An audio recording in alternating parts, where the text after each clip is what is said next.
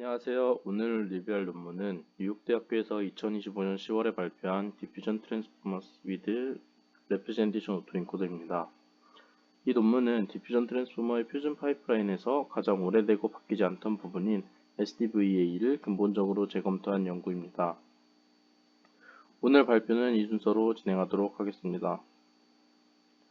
이 논문의 핵심을 한 줄로 표현하면 DIT 파이프라인의 앞단인 SDVA를 Frozen Representation Encoder, 구체적으로는 저희가 알고 있는 C그립이나 다이너 V2로 교체를 해서 더 빠른 수렴과 더 나은 생성 품질을 달성했다는 것입니다. 숫자로 보면 기존의 VA 기반 SIT 엑스라지 대비 47배 빠른 수렴을 보이고 이비넷 256x256에서 가이던스 없이 1.51의 FID, 오토 가이던스와는 함께는 1.13의 FID를 달성을 해서 이전 소타인 EDM2의 1.25를 넘어섰습니다. 그러면 왜 SDVA를 대체를 해야 될까요? DIT의 백본은 2022년 이후로 크게 발전을 했지만 이제 앞단인 오토인코더는 사실상 그대로였습니다. SDVA의 한계는 크게 세 가지입니다. 첫째, 레거시 아키텍처입니다. SDVA는 컨볼루셔널 유닛 기반으로 어그레시브한 다운샘플링과 업샘플링을 수행하게 됩니다. 현재 주류인 VIT 기반의 스택과 아키텍처적으로 굉장히 다르고 무거운데요. 오른쪽 그림을 보시면 엔코더가 135G 플롭 그리고 디코더가 310G 플롭스로 상당히 무겁습니다. 두 번째로는 익세시브 컴프레션입니다. 256x256 이미지를 유닛 컨볼루셔너에서는 32x32x4로 압축을 하게 되는데 이 4차원 레이턴트 정보 용량이 굉장히 제한적입니다. 셋째로는 약한 표현력입니다. 리컨스트럭션 로스만으로 학습이 되기 때문에 시메틱 정보가 거의 없습니다. 후술하겠지만 리니어 프로빙 어큐러시가 겨우 8%에 불과합니다. 이 한계를 해결하기 위해 저자들이 제안한 것이 Representation Autoencoder, 줄여서 RA입니다. 아이디어는 단순합니다. Frozen Pre-trained Encoder와 Trained Lightweight VIT Decoder를 결합을 하되 공간 압축 없이 하고 그리고 보조 로스도 없이 SDVA와 똑같은 로스로 학습을 하게 됩니다. 오른쪽 아키텍처 그림을 보시면 VIT 블록 기반 인코더가 768차원 레이턴트를 만들고 디코더가 이를 복원합니다. 이렇게 되면 인코더는 22G 플롭스, 디코더는 106G 플롭스로 SDVA 대비 훨씬 효율적입니다. 그림에 나와 있듯이 뒤에 디코더만 학습을 하게 됩니다.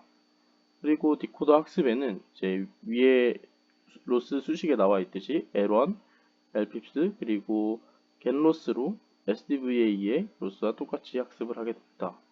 이렇게 아키텍처를 바꾸면 장점은 세 가지입니다. 첫째로는 압축이 없어서 토큰 수가 256으로 고정되고 추가 계산비가 거의 없습니다. 둘째로는 다이너 V2의 세멘틱 리프레젠테이션을 그대로 상속을 하게 됩니다. 셋째로는 이전에도 앞에 리프레젠테이션 인코더를 사용하는 방법들이 있었는데 그때는 얼라이먼트 로스라고 별도의 로스를 사용을 했었는데 이런 보조 로스 없이 학습이 가능합니다. 그래서 한 가지 중요한 통념을 깨야 됩니다. 기존에는 세먼틱 인코더는 하이 레벨 정보에 집중을 하기 때문에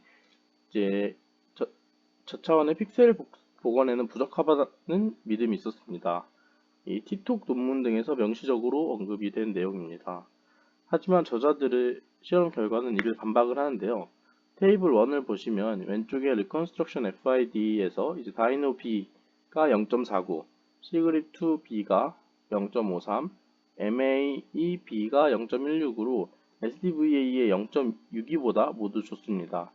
특히 MAE-B는 RFID가 0.16으로 압도적인 Reconstruction 품질을 보여줍니다. 그리고 오른쪽 Representation 퀄리티를 보면은 차이가 극명합니다. SDVA의 리니어 프로빙 어큐러시가 8%인 반면에 다이노 V2B는 84.5%입니다. 이 10배 이상의 차이가 나는데요. 게다가 G플롭스는 SDVA의 33분의 1 수준입니다. 즉, 프로즌 인코더가 적절한 디코더만 붙이면 리컨스트럭션도 더 잘 되고 표현력은 훨씬 더 좋은 그리고 계산까지 효율적인 아주 이상적인 인코더임을 보여주는 결과입니다. 근데 array 레이턴트가 이렇게 훌륭해도 그 표준 DIT 레시피를 그대로 적용하면 학습이 실패하는데요. 테이블 2를 보시면 DITS에 array를 붙이면 GFID가 215로 완전히 망가지고 DIT X라지조차도 23으로 SDVA 대비에 7.13 대비 3배 이상 나쁩니다. 저자들은 이 실패의 근본 원인을 세 가지로 이제 규명을 했는데요. 첫 번째로 트랜스포머 위드의 문제. 이 DIT의 위드가 토큰 디멘션보다 작으면 단일 이미지조차 오버핏 할 수 없다는 것으로 이제 관찰을 했습니다.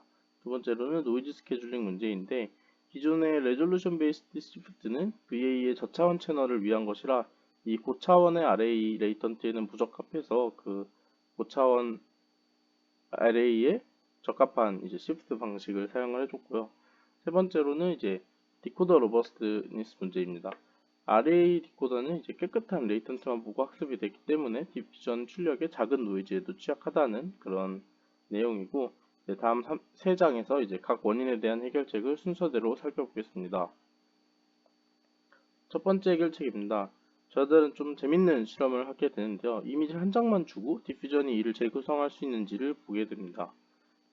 결과를 보면 매우 놀라운 게 이제 DIT의 within T가 이제 토큰 디멘션인 n보다 작으면 단 한 장의 이미지도 오버핏하지 못합니다. 이 로스가 전혀 수렴하지 않는다는 얘기입니다. 반면에 D가 n 이상으로 늘어나면 이제 급격히 수렴하면서 이미지를 완벽하게 한 장의 이미지를 완벽하게 재현하는 것을 확인할 수가 있습니다. 왼쪽 그래프가 이제 위드를 변화시킨 결과이고 오른쪽은 뎁스를 변화시킨 결과인데요.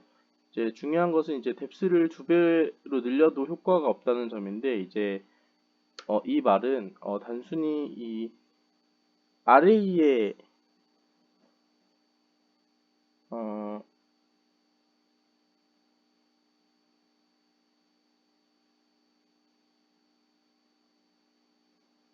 이 디퓨전의 그 크기만 커져서는 이 완벽히 복원할 수가 없다는 점이고요. 오직 그 위드만 중요하다는 점입니다. 이를 이론적으로도 뒷받침하는데 이제 theorem 1에서 with D가 M보다 작은 이제 DIT 패밀리의 학습 손실 하한이 이제 나머지 이제 고유값들의 합으로 주어진다는 것을 증명하게 됩니다. 직관적으로 이걸 좀 말해보자면 이 디퓨전 노이즈가 모든 방향을 이제 동등하게 중요하게 만들기 때문에 위드가 부족하면 표현 못하는 방향의 오차가 그대로 손실로 남고 이게 PCA의 주성분이 부족할 때 재구성 오차가 생기는 것과 같은 원리라고 설명을 하고 있습니다. 따라서 다이노 V2B를 쓸 경우 토큰 디멘션이 이제 768이니까 DIT 위드가 최소 768 이상 그리고 DIT X 라지 이상을 사용을 해야 한다고 합니다. 두 번째 해결책은 노이즈 스케줄에 관한 것입니다. 기존 연구들은 해상도가 높아지면 이제 같은 노이즈 레벨에서도 정보 파괴가 약해지고 이런 정보 파괴가 약해진다는 점이 디퓨전의 학습을 방해한다 라고 해서 이를 보상하는 스케줄 시프트를 제안을 했었는데요. 그런데 이런 방법들은 이제 공간 해상도의 위드와 헤이트만 고려를 했었습니다. 그래서 이런 것들은 사실 기존의 SDVA에서는 채널이 4에서 16으로 작아서 문제가 없었는데 array는 채널이 768로 굉장히 크기 때문에 이 채널도 고려를 해줘야 됩니다. 그래서 채널 차원에서도 노이즈가 동일하게 주입되기 때문에 채널이 많으면 이제 같은 노이즈 레벨에서도 정보가 덜 파괴된다는 이전에 사용했던 방법과 동일한 원리로 이제 정보가 덜 파괴됩니다.